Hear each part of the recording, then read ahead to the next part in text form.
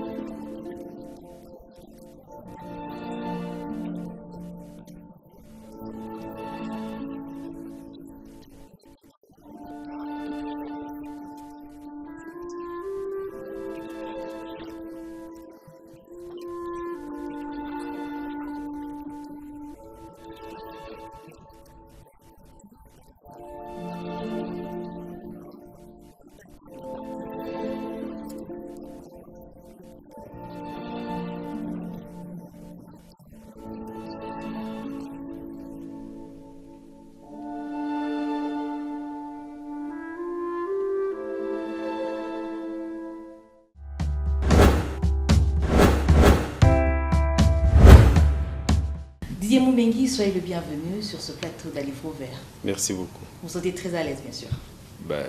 Merci. Ok, alors vous venez nous présenter une œuvre de fiction historique qui doit ou devrait interpeller la conscience congolaise sur son identité.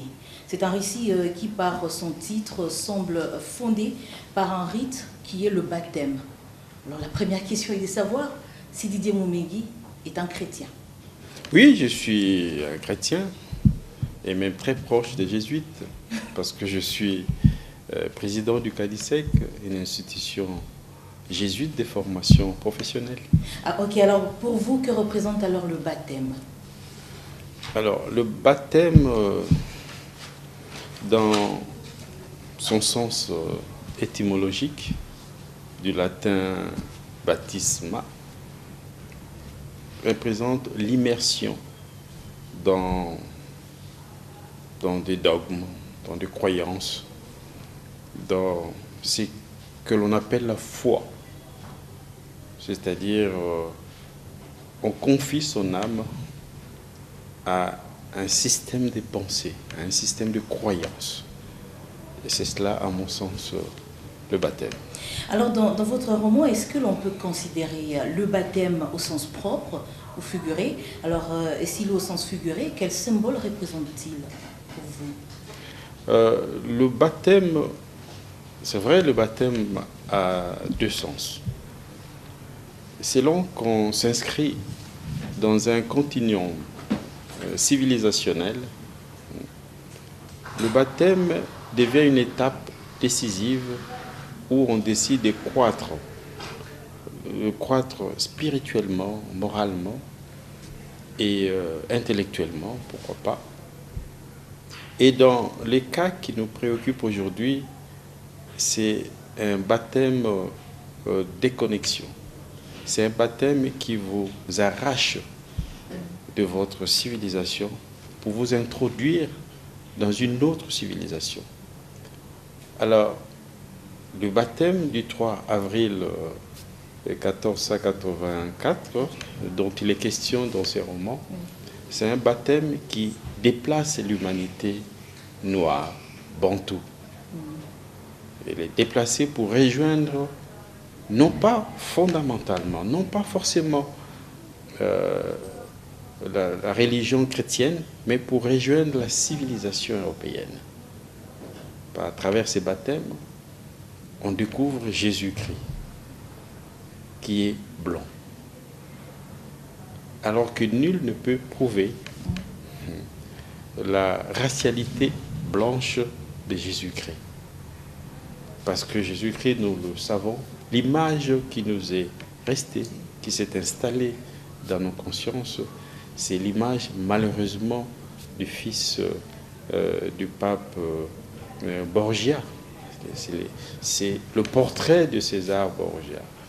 Parce que jusqu'avant le XIIIe siècle, l'homme n'avait pas suffisamment assimilé l'art de la reproduction photographique, la reproduction par toile, par tableau, par dessin.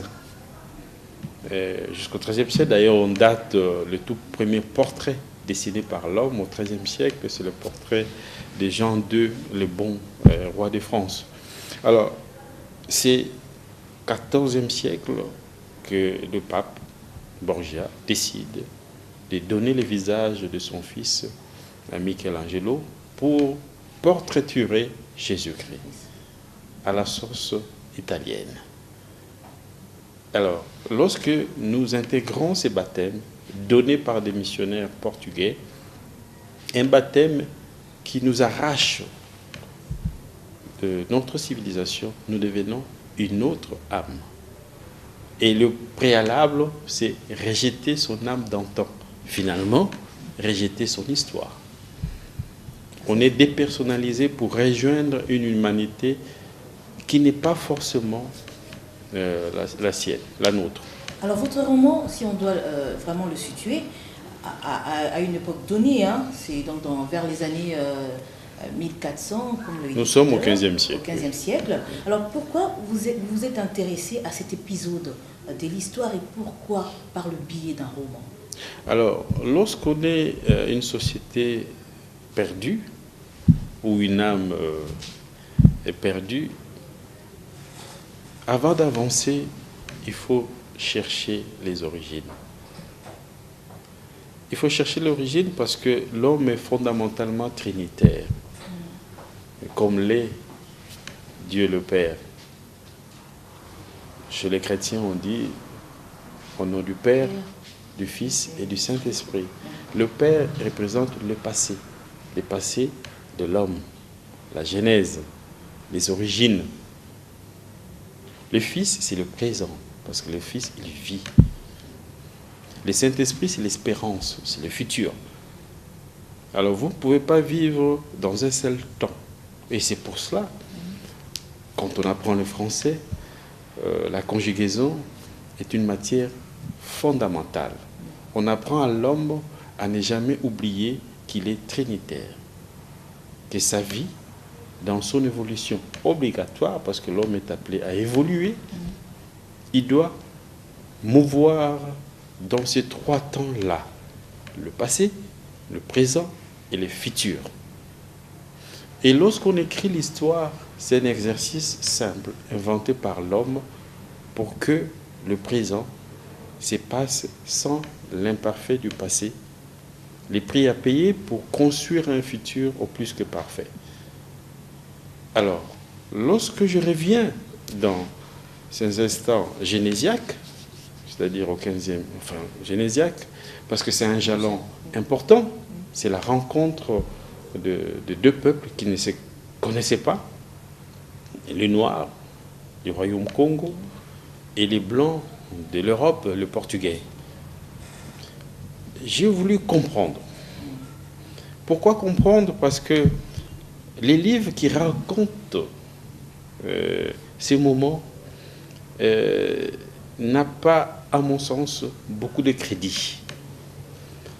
C'est les livres références de tous les historiens qui parlent du début du royaume Congo. C'est un livre écrit par Pigafetta en 1591. Mais Pigafetta est un Italien qui n'a jamais mis pied chez nous, au royaume Congo. mais qui a écrit ces livres, Le Royaume du Congo et les contrées environnantes. Il a écrit ces livres sur base des notes ou des récits d'un commerçant qui avait accompagné Diego Cao, Duarte Lopez.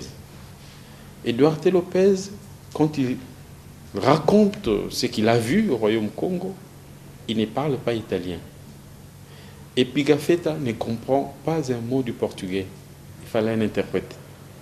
Entre le commerçant qui n'a pas un œil historique exercé et l'interprète, il y a forcément approximation, apéprisme et récit pas net. Mais c'est notre livre de référence. Alors voilà pourquoi dans ces romans, j'ai voulu jeter dans ces livres des éléments historicistes sourcés. Et là où on n'a pas d'éléments historiographiques, j'y mets la fiction pour faire la cohérence, pour faire un récit. Vous mettez également des passages bibliques. Mais forcément, la Bible, avant d'être livre saint, c'est un livre. Pour appuyer un peu votre imagination. Ça reste un livre, donc c'est une référence. Alors, vous évoquez quelques icônes de notre histoire, comme le Manisoyo et Diego Cao aussi, qu'on a quand même connu à travers les enseignements. Alors, que représente-t-il pour vous aujourd'hui? Alors, vous avez dit Diego Cao, que l'on connaît par des enseignements. Oui. Connaissez-vous Manisoyo par les enseignements aussi? Non. Malheureusement. Et par cet enseignement, on apprend que Diego Cao a découvert l'embouchure. Voilà, vous répétez tellement bien que c'est une forfaiture historique inacceptable. Oui. Comment peut-on, mais avec une réjouissance inacceptable, dire que c'est lui qui nous a découvert? Pourquoi? Parce que vous ne parlez même pas de ça. Oui, mais moi, dans mon roman, je dis non. Diego Cao est le premier envahisseur du Congo. Oui. Alors, lorsque Diego Cao est perçu de la sorte, l'histoire change de chemin, change de nature. Parce qu'aussitôt après avoir dit Diego Cao est le premier envahisseur du Congo, on se pose cette question existentielle fondamentale. Qui étions-nous quand Diego Cao nous envahissait? Quelle civilisation on était? Pourquoi nous a-t-il envahis? Qu'est-ce que nous avions de si précieux qu'il chérissait au point de nous envahir? Là, on allait découvrir toute la magnificence de notre civilisation. Et c'est à partir de cette interrogation que j'accompagne le lecteur dans cette phase génésiaque de notre histoire, qui est l'histoire nubienne, l'histoire méroïtique, l'histoire égyptienne, pharaonique, toutes ces terres qui sont le lieu du départ de l'humanité bantoue. Voilà. Si nous faisons référence à ces passés, nous allons découvrir des espoirs de nos ancêtres immémoriaux, mais nos ancêtres. Et l'esprit actuel, l'esprit du présent, sera dans l'obligation de reproduire ces espoirs. Figurez-vous que l'on se dise, mais enfin, c'est chez nous qu'on a découvert, qu'on a inventé les mathématiques. Le berceau des sciences, c'est au Congo, à Ishango. Ishango, c'est vers la rivière Similiki, à l'est de notre pays. C'est là où on massacre chaque jour les Congolais, vers Beni Butembo, dans le Graben. Aspect historique, bien sûr. C'est là que nos ancêtres ont inventé les sciences. 23 000 ans avant Jésus-Christ, s'il vous plaît. Et 3 000 ans avant Sumer, qui nous est enseigné comme les débuts de la civilisation humaine. Alors, lorsqu'on apprend à nos enfants que nos ancêtres sont des Nubiens et que nous sommes le pays d'Ishango, nous insérons dans notre humanité ce qu'on appelle la psychothérapie, la correction cognitive, la correction mémorielle. on corrige nos neurones et nos neurones vont fonctionner autrement. Parce que chacun de nous se sera capable d'inventer, d'innover et de faire des exploits érudits. Et que représente Manisoyo aujourd'hui dans notre société? Il peut représenter qui? Mais Manisoyo est tombé dans l'oubli. Et Manisoyo incarne toute l'intelligence administrative du royaume Congo. Nous avons été présentés comme des sauvages, comme des barbares. Et Victor Hugo, dans son discours sur l'Afrique, le 18 mai, si je ne m'abuse, le 18 mai 1879, il s'est permis de dire au 19e siècle, l'homme blanc a créé l'homme noir. C'est dans le manuel d'histoire, ça existe. Peut-être qu'il ironisait alors. Non, il était sérieux. Mais il n'y a pas que lui. Il n'y a pas que lui. Voltaire l'a dit dans son traité des métaphysiques. Il a dit l'homme blanc est supérieur aux nègres comme le nègre est supérieur aux singes. C'est tout ça qu'on a enregistré, que notre psyché a enregistré et qui comprime nos neurones et qui nous enfonce dans les complexes d'infériorité. Voilà pourquoi nous sommes des névrotiques, nous sommes malades, des névroses traumatiques, parce que tout ça, nous avons assimilé. On dira, Victor Hugo l'a dit en France, Voltaire, mais chez nous, ici, en 1911, la sœur Arnaud de Falter et sa congrégation de sœurs du précieux sang, ces bonnes sœurs ont élaboré un chant scolaire à Bamania, là, aux encablures de Mbandaka, en 1911, qui s'intitulait d'ailleurs Congo Salangana, c'est-à-dire Congo réjouis-toi. Dans ces chants scolaires qu'on enseignait à tous les élèves congolais, à l'époque, on disait « Ô Père Noé, la condamnation de notre ancêtre Cham, qu'il soit l'esclave de ses esclaves, cette condamnation nous habite toujours aujourd'hui. Ô nous, pays des ténèbres, nous avons été esclaves du diable, du Satan. » On enseignait ça aux Congolais. Et ces insinuations nous rongent comme des vers sans qu'on ne s'y rende compte. Et c'est ce qui explique nos comportements autodestructeurs d'aujourd'hui. C'est ce qui explique aussi les sentiments d'inutilité de notre humanité, mais aussi, naturellement, les complexes d'infériorité que nous manifestons tous les jours. Alors, si aujourd'hui on se permet de nommer les bourgmestres ou le gouverneur des Manisoyo, ça nous renvoie à l'intelligence administrative du royaume Congo. Parce qu'avant qu'ils ne viennent, nous étions organisés. Les Manisoyo, pour faire simple, représentaient le duc. Chaque, ce qu'on appelle aujourd'hui les gouverneurs des provinces. Hein. Dans le royaume Congo, on les appelait les Mani. Manisoyo, Manisundi, et ainsi de suite. Voilà. Mais nous préférons appeler nos chefs de province, de gouverneurs, parce que bon, on a été colonisés.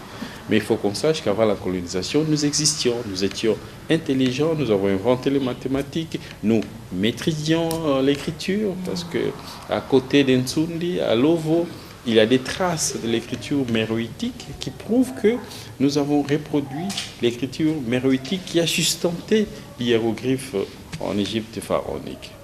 Donc, il y a suffisamment de richesses dans notre passé pour que nous reconstruisions aujourd'hui notre humanité, qui est, disons, occluse, pour faire simple. Perdu quand même. Alors, vous avez dit tantôt que vous étiez chrétien, hein, alors que le baptême a un sens. N'est-ce pas là une sortie de rupture avec notre originalité? Ben exactement. Exactement. Au-delà de l'originalité, Dieu, en voulant nous créer noirs, n'a pas posé un acte fondé sur les hasards. C'est une volonté divine que nous soyons noirs. C'est une volonté de Dieu que nous soyons en Afrique. Et nous devons prolonger une histoire qui soit conforme à cette volonté de Dieu. Une histoire noire, une histoire nubienne, une histoire... Même si nous avons transité par la colonisation, quel est ce peuple qui n'a pas été colonisé? Quel est ce peuple au monde qui n'a pas été colonisé? Les Espagnols, les Européens ont été colonisés par ce qu'on appelle les Sarrasins, mais aussi par des morts, par des Noirs. Oui. En l'an 700 avant Jésus-Christ, un Noir, Targa, a envahi ce qu'on appelle aujourd'hui le pays ibérique, l'Andalousie. Mais c'est après quelques siècles que les Sarrasins ont venu rééditer les exploits de Targa. C'est un immense pharaon noir. Voilà. Quel est ce peuple qui n'a pas connu la traite? Les Blancs ont été eux-mêmes, pendant des siècles, objets de la traite blanche. On n'en parle jamais. Ils ont décidé de gommer ça, de manuels scolaires. Et ces traites avaient comme place forte Verdun. C'est là où on venait acheter des esclaves noirs, blancs, bruns, ainsi de suite. Tout le peuple ont transité par ces étapes dégradantes, déshumanisantes, mais tout le peuple a réussi à se relever en réécrivant leur histoire de manière volontaire. Alors, mettons-nous-y. Alors, quelle idée Didier Moumengi s'est fait-il de Mobutu lorsqu'il prône pour le retour à l'authenticité? Comment vous percevez cela? Alors, je perçois ça autrement parce que j'ai eu la chance d'être, filleul de Mabika Kalanda, l'auteur de la remise en question, l'homme qui a inventé en réalité les concepts d'authenticité.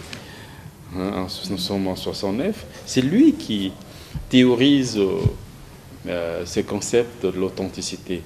Bon, Mobutu l'a réduit à sa dimension fantasque, dimension slogan, dimension d'apparat, abacos.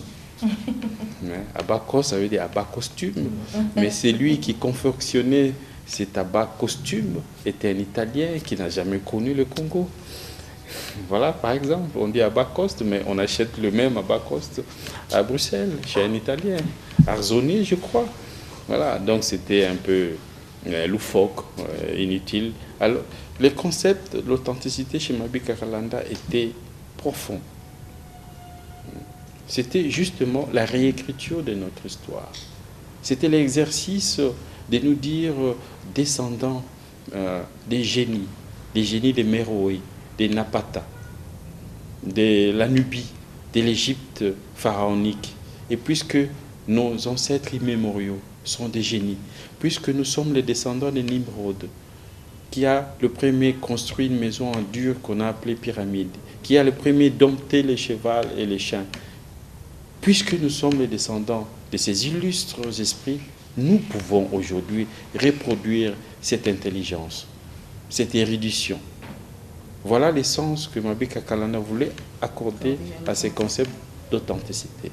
Mobutu l'a subtilisé pour en faire ce que vous savez. Mais il y a des côtés positifs parce que en nous imposant, en nous intimant l'ordre de revenir à nos noms, expurger les prénoms chrétiens, nous avons commencé à chercher, à connaître nos origines.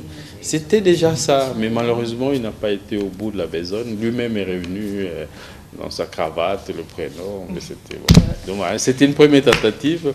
Il va falloir reproduire cette démarche, mais de manière sérieuse et responsable.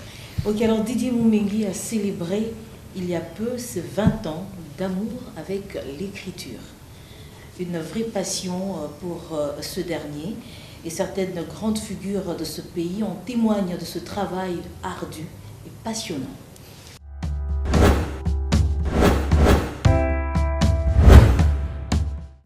choses m'ont toujours frappé dans la personnalité de Moumengi. D'abord, sa capacité à mener de front une double carrière, la carrière politique et la carrière scientifique. La carrière du dehors et celle du dedans. Il est vrai qu'il existe un champ fertile de complémentarité entre les deux. Ensuite, et c'est la deuxième chose, son appétit insatiable de la culture intellectuelle est un fait inhabituel et somme toute exceptionnel. Personnellement, j'ai toujours été impressionné par l'aisance avec laquelle il s'est laissé séduire si spontanément par Clio, cette muse qui hante les disciples d'Hérodote, c'est-à-dire les historiens, ceux d'aujourd'hui comme ceux d'hier. Et j'ajouterai que Moumengi, non content de vivre cette séduction, s'est cru en devoir de s'emparer du discours qui leur est propre, le discours des historiens, de le garder jalousement et d'en faire usage avec tant d'adresse et de pertinence. Comment ne pas l'en féliciter? Le malheur du pays, c'est son propre malheur. Et il l'exprime dans le livre. Et nous allons faire un livre, c'est l'un des livres d'ailleurs le plus vendu des éditions L'Harmattan, sur Panda Farnana. Après sortir de la pauvreté, toujours ça, cette idée forte que le pays doit sortir de la pauvreté, que le pays peut faire mieux, que la RDC, avec le potentiel humain, le potentiel minier, le potentiel écologique que constitue ces pays, le potentiel historique, que la RDC, c'est un pays qui doit se hisser à la hauteur historique de son territoire. Didier a suivi Mouzé, Laurent Désiré Kabila, et je suis très content, je peux vous le dire, qu'il ait été fidèle à l'idée qu'il me faisait de lui. Il a rendu à Mouzé un grand service. Pareil, en termes de réflexion, parce qu'il aime son pays. C'est un homme qui aime son pays. Quand je dis le pays n'a pas épuisé ses ressources, ma pensée va vers des hommes comme Didier. Parce qu'il croit en la République. Il croit en la République. Et c'est pour cela, je crois, qu'il ne cessera pas de penser au pays. Il ne cessera pas de cogiter sur comment sortir le pays de l'impasse. Ce qui m'a frappé en lui, c'est d'abord l'amour qu'il a pour son pays. Je n'ai jamais vu Didier s'énerver ou hausser le ton. Mais il tient son monde. Il est très humain. Beaucoup d'empathie. Et je peux dire aussi, dans tout ça, Didier, c'est vrai, c'est sérieux, il fait travailler, mais il a énormément de pudeur. Et ça, c'est une des qualités aussi de Didier. Il suscite l'enthousiasme. Il fait adhérer les gens à des idées, à des valeurs. C'est quelqu'un qui bouge, qui fait avancer les choses, qui croit aux choses et qui les fait advenir réalité. Et moi, j'y crois et je crois qu'il est appelé à de très hautes fonctions.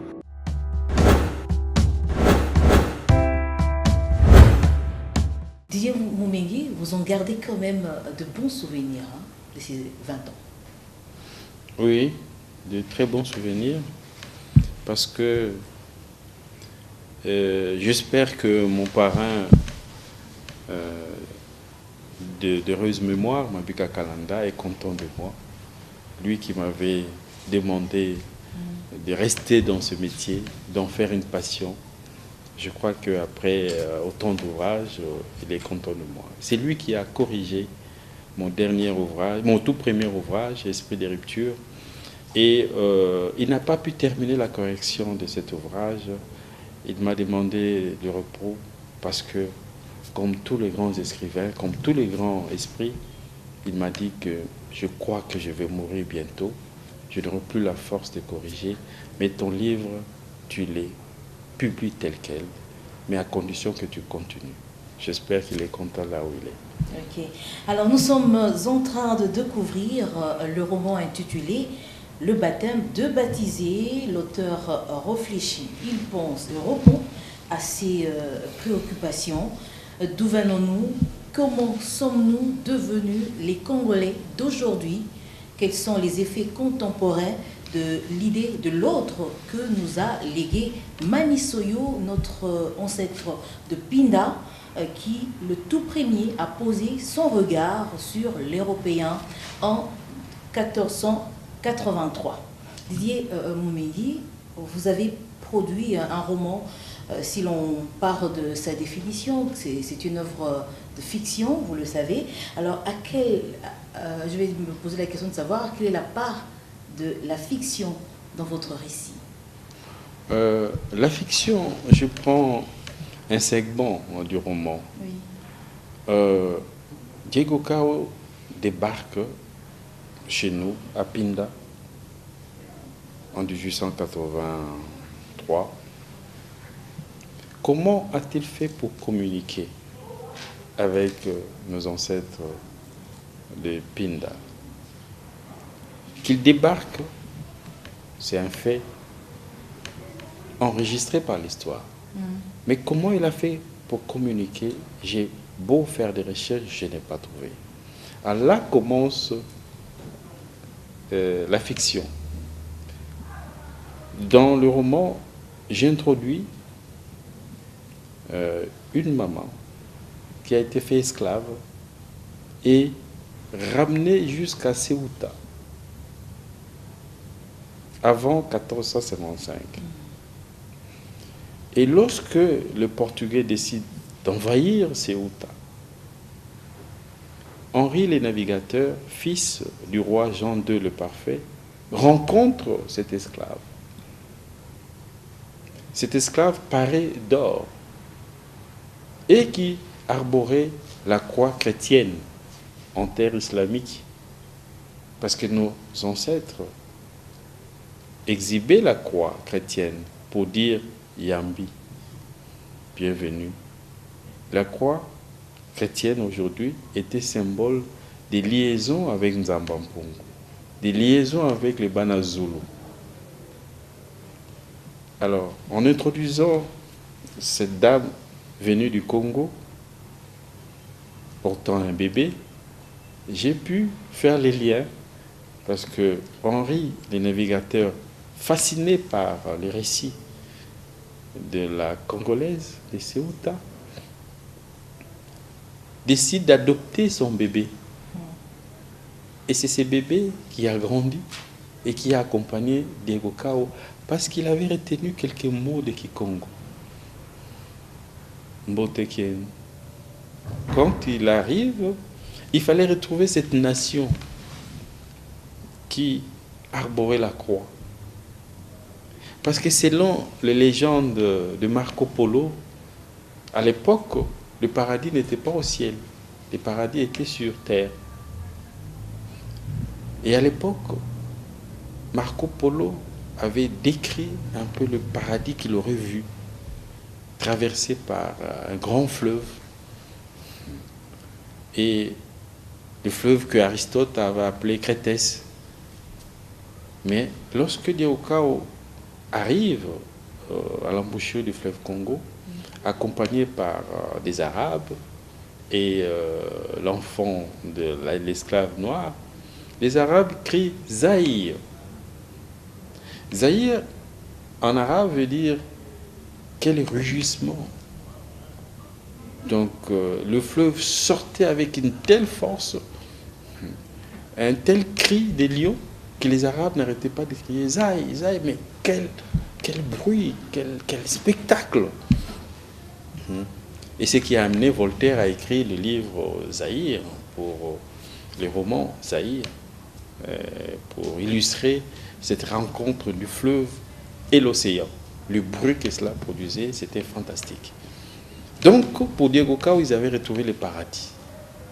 Et quand ils rencontrent Manisoyo, paré d'or, d'ivoire, ils disent c'est ici le paradis. Et raccompagna Manisoyo jusqu'au village. Il pose la question à Manisoyo, mais d'où vient l'intelligence de votre civilisation? Manisoyo dit, nous, notre intelligence a comme entrepôt les résidences des Mampata. C'est eux qui conservent la civilisation, qui en conservent les secrets, parce qu'ils savent manipuler l'écriture. Diego Cao a kidnappé ces Mampata. Ils étaient à 4, dont Kasuka. Et Kasuka a été professeur de Kikongo au Portugal, au XVe siècle. Mais pourquoi le choix du Kikongo et pourquoi pas le Swahili? Non, mais parce que nous sommes là dans le royaume Congo et ils parlent Kikongo, malheureusement. Voilà, nous sommes dans le royaume Congo. Kasuka, c'était un génie, c'était un Mapata. Et à l'époque, les Mapata sortaient d'un Sundi. Sundi était comme un centre universitaire, à 2 semaines de marche de Mbanza-Congo. Mais tout le prince habitait Sundi pour apprendre la science mystique de l'écriture et les savoirs érudits. C'est formidable comme se construise bien sûr le personnage dans votre plume. Et j'espère que nos amis vont tenter de découvrir ce roman, Le baptême, de baptiser. Alors vous êtes auteur de plusieurs ouvrages, dont le plus récent bien sûr, Réécrire l'histoire, et l'autre Plaidoyer pour une histoire autobiographique du Congo. Pouvez-vous nous en dire en quelques mots les contenus de ces deux essais? Je suis là dans la tradition de tous les écrivains. Vous savez, les écrivains, généralement, écrivent un seul livre en plusieurs tomes ou chapitres. Alors, réécrire l'histoire vient comme le couronnement du travail que j'ai entrepris depuis Banda Farnana. Cette boulimie de vouloir comprendre, savoir, explorer le passé. Et j'en suis arrivé à la résolution que notre histoire aujourd'hui a suffisamment d'éléments. Les trésors que nous a laissés Cheikh Anta Diop, les travaux immenses qu'entreprend jusqu'aujourd'hui Théophile Obenga, tous les écrits des Noirs, des hameaux au XVIIIe siècle à aujourd'hui, Mongo Betty, Ibrahim Babakake, tout ce travail égyptologique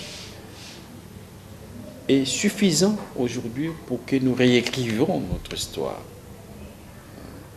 Il n'est plus acceptable que nous continuions à enseigner nos enfants cette histoire écrite par des Européens pour nous.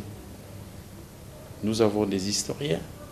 Nous devons nous mettre à la tâche de la réécriture de notre histoire selon les écrits savants, les écrits scientifiquement prouvés par nos illustres chercheurs.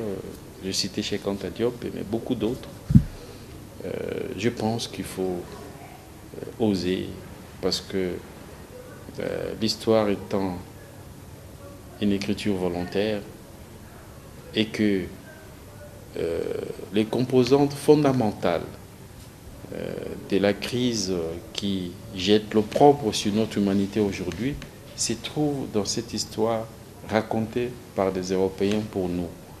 Et puisque notre malheur se trouve dans cette histoire, il faut retrouver cette histoire, aller jusque dans ces temps immémoriaux pour que notre humanité redevienne tout aussi trinitaire avec son passé, débarrassée de ses imparfaits, un présent des hommes qui ont foi en eux, qui ont confiance en leur âme, et qui savent et qui se savent capables de reproduire n'importe quel exploit scientifique, et un futur qui est la confiance, qui incarne la confiance de bâtir un bien vivre commun. Et avant de boucler cette édition, le coup de cœur, pour moi bien sûr et pour vous, nous allons à la page 235 de ce roman. Et tout à l'heure, je vais donc tenter de vous le faire découvrir, ce paragraphe. Zambiampungu, que ton ombre couvre Mapata Kasuka. lui qui va rester dans ce pays de Mindélé. Ouvre toute grande son intelligence, et tel leur promettait, ils volent leur flamme de la clairvoyance ici incandescente, afin de venir enrichir le Congo d'un totila de potentiel nouveau. Éloigne donc son cœur du danger d'être dévoré par l'aigle de valeur syncritique. Pour qu'il soit davantage pour le né Congo, l'ange des arts et de la science. Didier Oumegui, en lisant bien sûr votre ouvrage, ce beau roman d'ailleurs, je me suis dit que ce paragraphe était le message clé du baptême de baptisé. Ben, je dois reconnaître que vous êtes une formidable lectrice. Vous avez su capturer l'exégèse en bref de ces romans. Ah bon, Au fait, c'est tout ce que j'ai voulu dire. C'est les résumés, mais en 2-3 paragraphes de cet ouvrage. Là, je vous dis, coup de chapeau. Comment vous avez pu découvrir ça? Voilà, en lisant bien sûr. Donc, vous avez bien lu. Voilà, merci beaucoup Didier Oumegui et j'espère que vous reviendrez bien sûr pour... Mais quelle en est la compréhension? Quelle en est la compréhension? Je me dis que ça remet en question, bien sûr. Vous qui voyagez, Oui. vous qui allez en Europe, aux États-Unis, en Chine, au Japon, n'oubliez pas de subtiliser, de voler leur science. Ne soyez pas dévorés par la richesse de leur civilisation. Voler leur intelligence pour enrichir le Congo d'Atotela, notre terre, la terre que Dieu nous a donnée. Merci pour ce beau conseil alors. Voilà. Ne revenez pas bredouille.